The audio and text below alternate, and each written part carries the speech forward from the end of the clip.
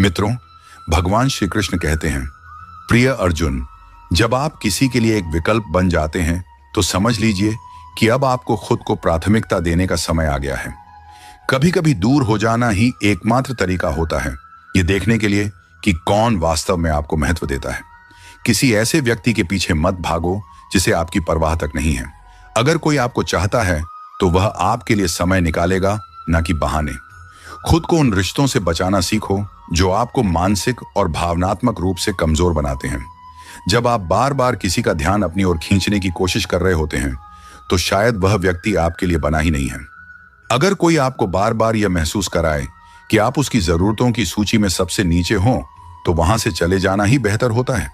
हमारे दुखों के 5 कारण। हमारी जिंदगी में दुख कई कारणों से आते हैं, लेकिन उनमें से 5 सबसे महत्वपूर्ण होते हैं। 1, अपेक्षाएं।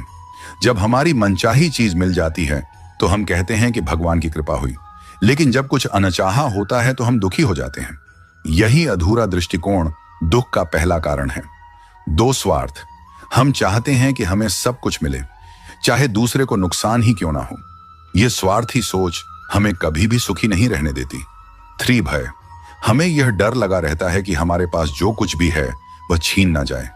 यही चिंता हमें हर समय बेचैन बनाए रखती है। 4, गलत कर्म। हम जानते हैं कि हमें क्या करना चाहिए, लेकिन हम वह नहीं करते।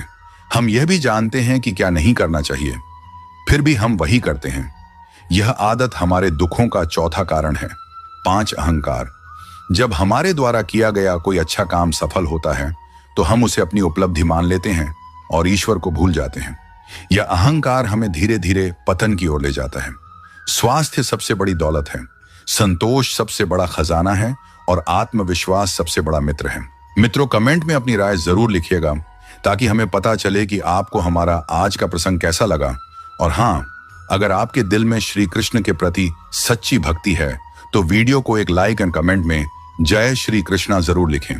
और यदि आप सेवा भाव से हमारे इस आध्यात्मिक कार्य में योगदान देना चाहते हैं तो इस इमेज में दिए गए QR को स्कैन करके अपनी सामर्थ्य के अनुसार दान अवश्य करें। आपका छोटा सा सहयोग भी कृष्ण भक्ति के प्रसार में बड़ा योगदान देता है। धन्यवाद।